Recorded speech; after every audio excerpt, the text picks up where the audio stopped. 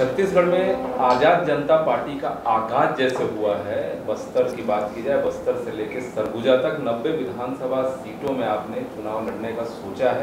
क्या मुद्दे रहेंगे 2023 विधानसभा चुनाव को लेकर, विशेषकर किसानों और बेरोजगारों को लेकर? सर, आज़ाद जनता पार्टी जो 90 सीटों पर चुनाव लड़ रही है इस छत्तीसगढ़ राज्य में, मैं आपको बताना चाहता हूँ, ज़मीनी मुद्दों पे हम चुनाव लड़ रहे हैं।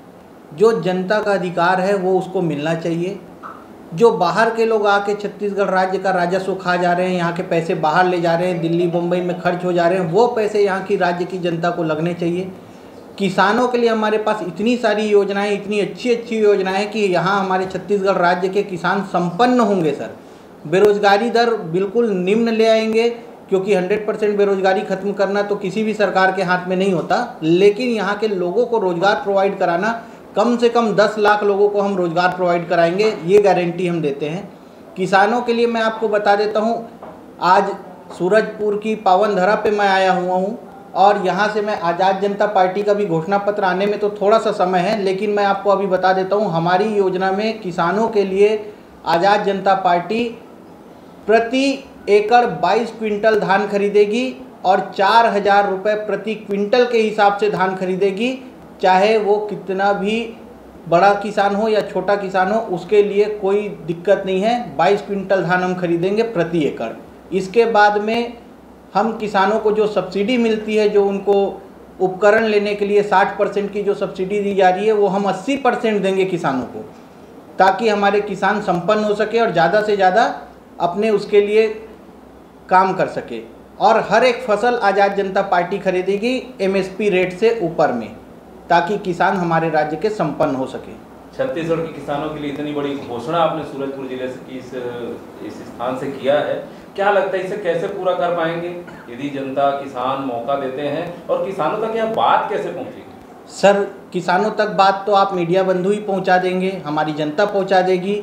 दूसरी बात, इसको पूरा करने की पूरी प्री प्लानिंग हमारे पास है। हमारे पास बहुत अच्छी टीम है, पढ़े लिखे लोगों की टीम काम कर रही है, और जो बाहर से भी स्टडी करके आए हुए हैं, जो कि इन चीज़ों को पूरा करने के लिए लगातार प्रयासरत हैं। जैसे ही आज़ाद जनता पार्टी की सरकार बनेगी, 24 घंटे के अंदर आज़ाद जनता पार्टी की जितनी भी घोषणाएं की जाएंगी उसको तुरंत लागू कर दिया जाएगा और 6 माह के अंदर सारी घोषणाओं को पूरा कर दिया जाएगा। इसकी मैं गारंटी देता हूं, क्योंकि इसका एक बहुत बड़ा प्री प्लान लेके हम चल रहे हैं। उसको तो आपको नहीं बता पाएंगे, लेकिन सरकार बनते ही हम उसको लागू करेंगे।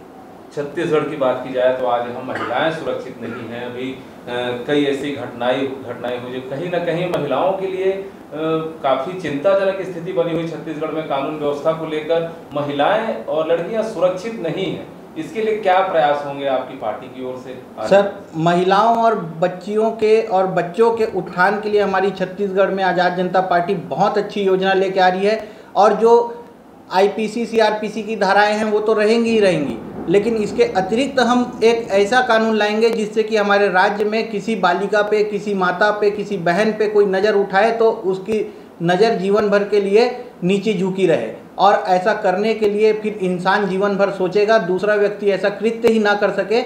हम ऐसा कानून लाएंगे। सर, छत्तीसगढ़ में क्या लगता है, इतना राजस्व है, आदिवासी अनुसूचित क्षेत्र में आदिवासी बसते हैं, जल जंगल जमीन की बात करके अपने अधिकारों के लिए वो लड़ नहीं पाते, उनके अधिकार कहीं ना कहीं छीने जा रहे हैं। बात की जाए औद्योगिक क्षेत्रों में तो कोयला के उत्खनन के लिए उनकी जमीनें अधिग्रहित तो कर ली जाती हैं, लेकिन उन जमीनों का मुआवजा और नौकरी दिगर लोग पा जाते हैं। इस पर क्या आपका प्रयास रहेगा इसे रोकने के लिए? सर देखिए, एक तो छत्तीसगढ़ राजस्व से भरा हुआ राज्य है, जैसा कि आपने बताया, और हमारे राज्य के जितने भी लोग पीड़ित हैं इन सब घटनाओं से, हम सबका डेटा निकालेंगे और तत्काल उनको जो मुआवजा देना है उनको मुआवजा देंगे, जिनको नौकरी देना है उनको नौकरी देंगे।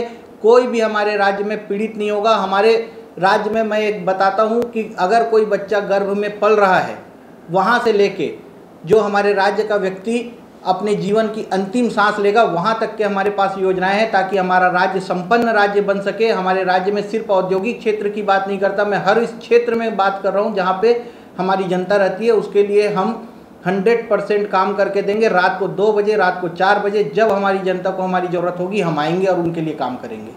उज्ज्वल जी, एक बहुत ही मोटी सवाल है आपसे, पर्सनल सवाल भी कह सकते हैं इसे।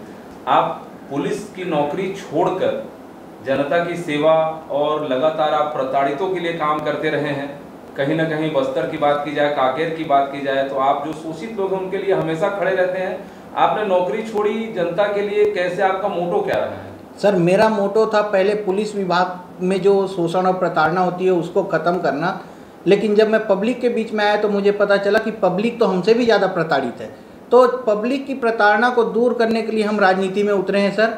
और जो ये झूठे केस लगा के जो बस्तर में और सरगुजा क्षेत्र में लोगों को जेल भेज दिया जा रहा है, पत्रकारों को झूठे केसों में जेल भेज दिया जा रहा है, इन सब चीज़ों को देखने के बाद समझ में आया कि यहाँ पे कानून व्यवस्था लचर हो चुकी है। कानून व्यवस्था को सही तरीके से संभालने के लिए हम जैसे लोगों का मार्केट में आना बहुत ज़रूरी था, और अब हम राजनीतिक दल के रूप में आए हैं। छत्तीसगढ़ की जनता को विश्वास दिलाते हैं कि कानून का पूरा पालन किया जाएगा इस राज्य में, और कानून का पालन किया भी जाएगा और करवाया भी जाएगा। झूठे प्रकरणों से लोगों को निजात दिलाया जाएगा। 5वीं अनुसूची को 100% लागू किया जाएगा। पेशा कानून जो कि लोगों के लिए आज जो हमारे जड़ जंगल ज़मीन की आप बात कर रहे थे, उसके लिए जो हमारे आदिवासी क्षेत्र के भाई बहन लोग हैं वो बहुत ज़्यादा पीड़ित हैं, वो उनको उनकी मांगें पूरी नहीं हो रही। हम पेशा कानून 100% लागू करेंगे और उनको जो उनके अधिकार हैं वो देंगे। उनके साथ कोई छलावा नहीं होगा सर।